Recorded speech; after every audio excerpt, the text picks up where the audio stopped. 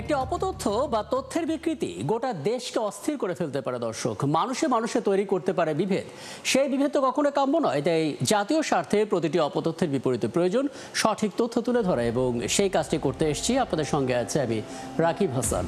আমন্ত্রণ জানাচ্ছি rumour check নিয়ে ৭১-এর নিয়মিত আয়োজন ফেক নিউজ স্ক্যানারে, এবং আজ আমাদের সঙ্গে আছেন সাইবার নিরাপত্তা বিশেষজ্ঞ এবং আন্তর্জাতিক অপরাধ ট্রাইব্যুনালের প্রসিকিউটর তানভীর হাসান জোহা। আমরা আলাপে যাব, তবে তার আগে যথারীতি একটা প্রতিবেদন দেখাতে চাই দর্শক, যাতে করে একটা ধারণা পাওয়া যায় যে কি ধরনের অপতথ্য ছড়িয়েছে এবং ফ্যাক্ট চেক করা সম্ভব হয়েছে।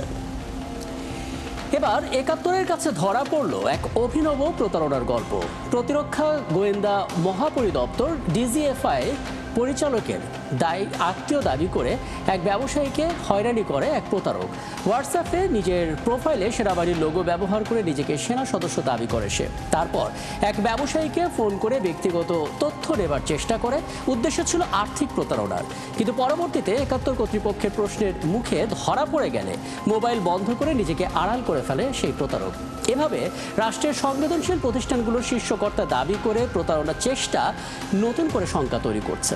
ওদিকে বিভিন্ন ফেসবুক পেজ থেকে প্রচার করা হচ্ছে বিএনপির মামলায় নাকি সার্জিস আলমকে গ্রেপ্তার করা হয়েছে, এবং একই সময়ে শেখ হাসিনার নির্দেশে ইউটিউবার তৌহিদ আফ্রিদিকে জেল থেকে ছেড়ে দেওয়া হয়েছে। পরে ফ্যাক্ট চেক করে দেখা গেল দুটো তথ্যই মিথ্যা। দর্শক, চলুন শুরুতে আমরা ফ্যাক্ট চেক করি, তারপর আলাপে যাব। বৃহস্পতিবার বেলা ২:৩০টার দিকের ঘটনা। এক ব্যবসায়ীর হোয়াটসঅ্যাপে এই নাম্বার থেকে একটি ফোন আসে। প্রোফাইলে বাংলাদেশ সেনাবাহিনীর লোগো, স্ক্রিনে ভেসে ওঠা নাম বিডি সজীব মিলিটারি।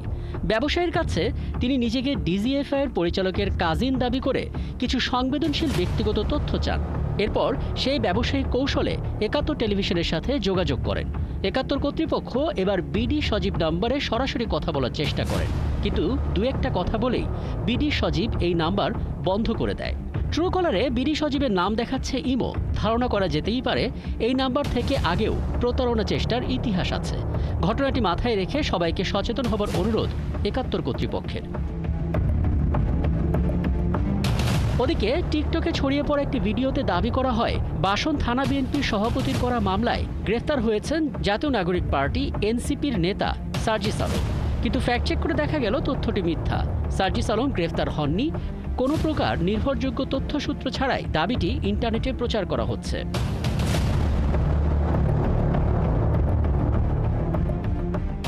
গেল ২৪ আগস্ট বরিশাল মহানগরের বাংলাবাজার এলাকায় অভিযান চালিয়ে কন্টেন্ট ক্রিয়েটর তৌহিদ আফ্রিদিকে গ্রেপ্তার করে সিআইডি।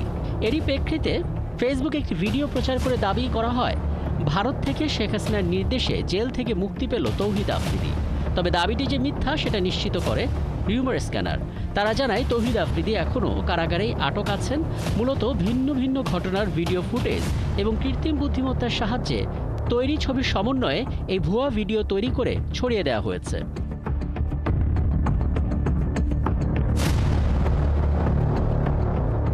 ওদিকে ফেসবুকে ছড়িয়ে পড়া একটি ভিডিওতে দেখা যাচ্ছে একটি বাসে আগুন জ্বলছে। ক্যাপশনে দাবি করা হয় এই মুহূর্তে ঢাকা কলেজের বাসে আগুন দিল সিটি কলেজের শিক্ষার্থীরা, আবারও ভয়াবহ সংঘর্ষের আশঙ্কা। তবে ফ্যাক্ট চেক করে দেখা গেল তথ্যটি মিথ্যা। এমন কোনো ঘটনায় ঘটেনি। মূলত গেল ১৪ আগস্ট সিলেটে বাসে আগুন দেওয়ার ভিডিওকে এই মিথ্যা দাবিতে প্রচার করা হচ্ছে।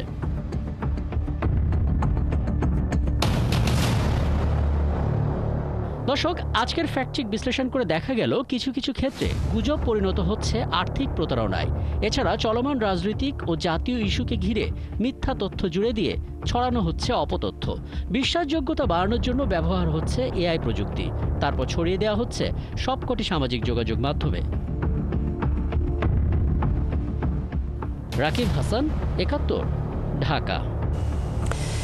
বেশ কয়েকটা ফ্যাক্ট চেক দেখে নিলাম দর্শক, এবং আমরা দেখতে পাচ্ছি গুজব বা মিথ্যা তথ্য ধীরে ধীরে আর্থিক প্রতারণায় রূপ নিচ্ছে, এবং তেমনই একটি কেস স্টাডি আজকে আমাদের সামনে ঘটেছে। পাশাপাশি নিয়মিত যে সমস্ত অপতথ্যগুলো আমরা ছড়াতে দেখি জাতীয় এবং সামাজিক ইস্যুতে, সেগুলো আমাদের চোখে পড়েছে। আগেই জানিয়েছি আজ আমাদের সঙ্গে আছেন সাইবার নিরাপত্তা বিশেষজ্ঞ আন্তর্জাতিক অপরাধ ট্রাইব্যুনালের প্রসিকিউটর তানভীর হাসান জোহা। আমরা কথা বলার চেষ্টা করি। জনাব তানভীর হাসান জোহা, আপনাকে আমন্ত্রণ জানাচ্ছি। এবং আমরা দেখতে পেলাম যে আসলে খুব সংবেদনশীল প্রতিষ্ঠান, রাষ্ট্রের গুরুত্বপূর্ণ পদে থাকা মানুষদের নাম ব্যবহার করে বা তার নিকট আত্মীয় এমন একটা পরিচয় দাবি করে নানামুখী তথ্য হাতিয়ে নেওয়া এবং সেখান থেকে আর্থিক প্রতারণার একটা চেষ্টা হচ্ছে এবং নানামুখী শঙ্কার কথা অনেকে আমাদেরকে বলছেন। প্রথমত সাবধানতার জায়গাটা আসলে কেমন হওয়া উচিত একজন গ্রাহক হিসেবে? কারণ বড় কেউ হলেও হয়তো সামাজিকভাবে তিনি একটা সমর্থন পাচ্ছেন আইন শৃঙ্খলা বাহিনী সহ নানা কিছু, কিন্তু সাধারণ মানুষ আসলে কি করবে? জি, ধন্যবাদ। আসলে যে সংবেদনশীল প্রতিষ্ঠানের নাম আপনি বললেন, এরকম সংবেদনশীল প্রতিষ্ঠানের নাম শুনলে আসলে সবাই একটু ভয় পাবে জি। এবং মুষড়ে যাবে এবং হঠাৎ করে কি সিদ্ধান্ত নেবে না নেবে সে বিষয়ে কিন্তু সংশয় তৈরি হওয়াটাই খুব স্বাভাবিক। তবে একটি বিষয় আমরা খুব স্পষ্টভাবে বলতে চাই, যে কোনো সংবেদনশীল প্রতিষ্ঠান হোক বা বাংলাদেশের আইন শৃঙ্খলা বাহিনী হোক, গোয়েন্দা হোক, মূলত তারা তাদের সরকারি নাম্বার থেকে কিংবা তারা কিন্তু স্থানীয় থানার মাধ্যমেই মূলত একজন ব্যক্তিকে তারা ট্র্যাক করে এবং তারা যথাযথ উপায়ে তাদেরকে আসলে সোপর্দে নেয় বা নিজস্ব তত্ত্বাবধানে জিজ্ঞাসাবাদ করে। তো এই ক্ষেত্রে ওবাদা টেলিফোনে আপনার স্ক্রিনটা শেয়ার করবেন, স্ক্রিনটা না শেয়ার করলে পরে এরকম সমস্যা হতেই থাকবে। আসলে এটা মানে বোঝাই যাচ্ছে এটা একটা ভুয়া। তো সেক্ষেত্রে আমাদেরকে একটু সচেতন হতে হবে। আইন শৃঙ্খলা বাহিনীর পরিচয় যদি কেউ দেয়, আপনি অবশ্যই স্থানীয় থানার ওসিকে টেলিফোন করে তার মুঠোফোন নাম্বারটি দেওয়ার পর ওই থানার ওসিরা কিন্তু সহজেই শেষ তার পরিচয় সম্বন্ধে নির্ণয় করে আপনাকে কিন্তু নির্দেশিকা দেবে যে আপনি তাকে সহযোগিতা করবেন কি করবেন না। এই জিনিসটি কিন্তু আমাদের সকলের আসলে মনে রাখা উচিত যে যে কোনো রকমের অপরিচিত নাম্বার, বিশেষ করে আইন শৃঙ্খলা বাহিনীর পরিচয় দিলে পরে আপনি স্থানীয় থানায় ওসি সাহেবকে টেলিফোন করে এটা অবহিত করবেন এরকম টেলিফোন নাম্বারটি সঠিক কিনা, এটি একটা ব্যাপার। দ্বিতীয় বিষয় হচ্ছে যে বিডি পুলিশ অ্যাপস বাংলাদেশের প্রত্যেকটা জায়গায় কাজ করে এবং সেখানে আপনি বিডি পুলিশ অ্যাপসের প্রত্যেকটা থানার ওসির নাম্বার, কমিশনার নাম্বার, সবার নাম্বারটি থাকে, ডিসির নাম্বার থাকে। আপনি তাদেরকে টেলিফোন করেও এই জাতীয় ভুয়া নাম্বারটিকে শনাক্ত করতে পারেন। পরবর্তী যে বিষয়টা আমি বলতে চাইছিলাম সেটা হচ্ছে যে আপনি আপনার অন্য রিপোর্টে বলেছেন যে সাবেক প্রধানমন্ত্রী আফ্রিদি এবং সাজিদ আলমের গ্রেফতার সহ বাসে আগুন লাগানোর যে সকল বিষয়গুলো, আসলে এই ফেক নিউজগুলো মূলত আপনার আর্টিফিশিয়াল ইন্টেলিজেন্স দিয়ে বা ভয়েস বা ভিডিও দিয়ে তৈরি হচ্ছে। এবং আমি আরেকটি বিষয় খুব সংশয়ের সাথে বলতে চাই যে এই আর্টিফিশিয়াল ইন্টেলিজেন্সই এখন এমন একটি পর্যায়ে এসে গিয়েছে যে খালি চোখে কিন্তু মানুষ সহসা বুঝতে পারে না কোনটি সঠিক আর কোনটি বেঠিক। তো এক্ষেত্রে যারা আর্টিফিশিয়াল ইন্টেলিজেন্সের প্রযুক্তিকে ব্যবহার করে বিভিন্ন কন্টেন্ট মেকিং বা নাটক বিভিন্ন রকমের জিনিস তৈরি করছে, তারা কিন্তু সেই শেখাটাকে কেন্দ্র করে গুজব রটাচ্ছে যেটা মানুষ অবচেতন মনে ভাবতে পছন্দ করে। এবং দাঙ্গা দ্বন্দ্ব রাজনৈতিক সামনে যেহেতু জাতীয় নির্বাচন, এক্ষেত্রে যে কাউকে একটি আক্রমণ করে ভুয়া স্টেটমেন্ট জেনারেট করে সাময়িক উত্তেজনা তৈরি করাটাও একটি বিশেষ উদ্দেশ্য প্রণীত মহল এই চেষ্টাটা করছে। তো এক্ষেত্রে আমাদের প্রত্যেকটি জনগণকে খুব সচেতনতার সাথে এই ব্যাপারগুলো আসলে নির্ণয় করে জেনে বুঝে লাইক কমেন্ট শেয়ার করতে হবে। ধন্যবাদ। আচ্ছা, খুব চমৎকার করে বললেন। দেখুন, একটা বিষয় আমাদের ইদানিংকালে চোখে পড়ছে যেটা আসলে অনেকটা এক ঢিলে দুই পাখি মারার মতো। মানে প্রথমত খুব চটকদার একটা খবর দেওয়া হচ্ছে, ধরা যাক যে একটা জায়গায় কোনো জায়গায় আগুন লেগেছে বা কোনো জায়গায় একটা বিক্ষোভ হচ্ছে যেটা আসলে ঘটছে না, কিন্তু এটার সাথে ওই নিউজের লিঙ্কটাও দেওয়া হয়েছে। যদি সেই লিঙ্কটাতে কেউ ক্লিক করে তাহলে ফিশিং লিঙ্ক হিসেবে আসলে সেই ডাটার ইনফরমেশন চলে যাচ্ছে, ডিভাইসটাও বেহাত হয়ে যাচ্ছে। মানে এই জায়গাটাতে আসলে করণীয় কি? আসলে এটা আমাদের সচেতনতা বৃদ্ধি ছাড়া আর কোনো উপায় নেই। তবে সচেতনতা বৃদ্ধির পাশাপাশি আমরা একটি বিষয় বলতে চাই যে মুঠোফোনে, স্মার্ট টেলিফোনে বা যে কোনো ট্যাবে আমরা কিন্তু অ্যান্টিভাইরাস ব্যবহার করতে পারি।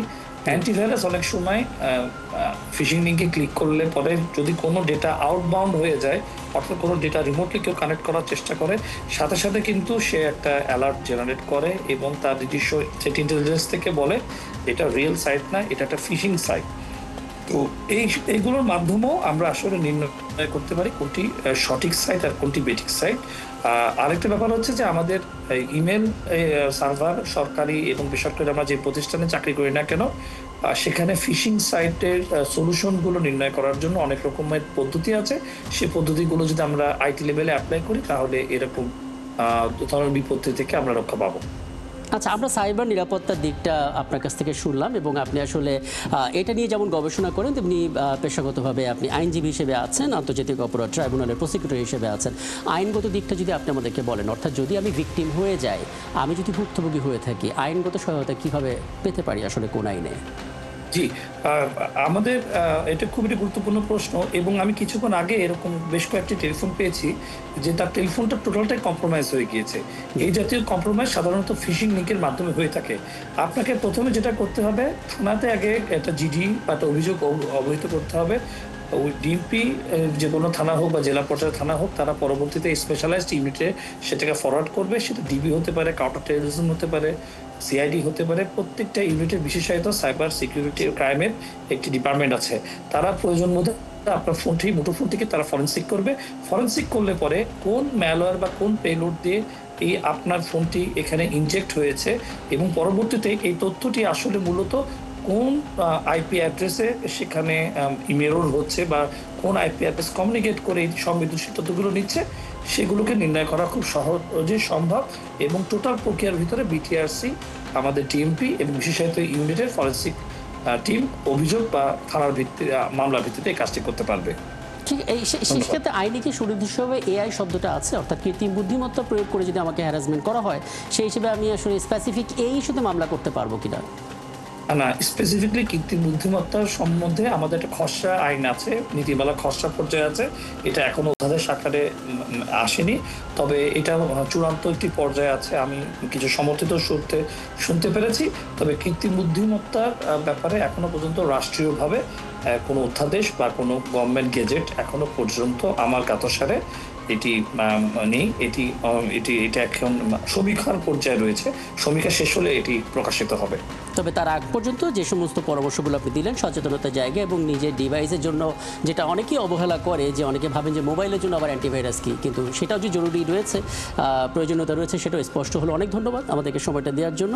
আমাদের সঙ্গে ছিলেন এতক্ষণ সাইবার নিরাপত্তা বিশেষজ্ঞ, আন্তর্জাতিক অপরাধ ট্রাইব্যুনালের প্রসিকিউটর তানভীর হাসান জুহা, এবং যে প্রতারণাগুলো হচ্ছে আসলে মোবাইলে যে কোনো একটা লিঙ্ক দেওয়া হচ্ছে কিংবা বলা হচ্ছে মোবাইলের তথ্যগুলো শেয়ার করতে, এবং সেই জায়গা থেকে আসলে আর্থিক প্রতারণা যেমন ঘটছে তেমনি ভুল খবরও আসলে ছড়িয়ে যাচ্ছে, সেগুলো সমাধানের পথ আমরা খুঁজছিলাম। এবং দর্শক, আপনারা আছেন ফ্যাক্ট চেক নিয়ে একাত্তরের নিয়মিত আয়োজন ফেক নিউজ স্ক্যানারে। প্রতিদিন আমরা রিউমার দূর করতে হাজির হব ঠিক একইভাবে একই সময়ে, এবং আপনারা যুক্ত হতে পারেন। যে কোনো খবর যদি আপনাকে সংশয়ে ফেলে সেটাকে স্ক্রিনশট আমাদেরকে মেইল করতে পারেন। মেল আইডি দেখতে পাচ্ছেন fns.71tv@gmail.com এই ঠিকানায়, অথবা ফেসবুকে যুক্ত হতে পারেন Facebook/ফেক নিউজ স্ক্যানার এই ঠিকানায়। আমরা সেই তথ্যের ফ্যাক্ট চেক করে আপনাদের জানাবো। মনে রাখবেন দর্শক, চটকদার শিরোনাম দেখলে ক্লিক করবেন না। বিশ্বাস আর প্রতিক্রিয়া জানানোর আগে অবশ্যই ফ্যাক্ট চেক করুন। থাকুন একাত্তরের সাথেই।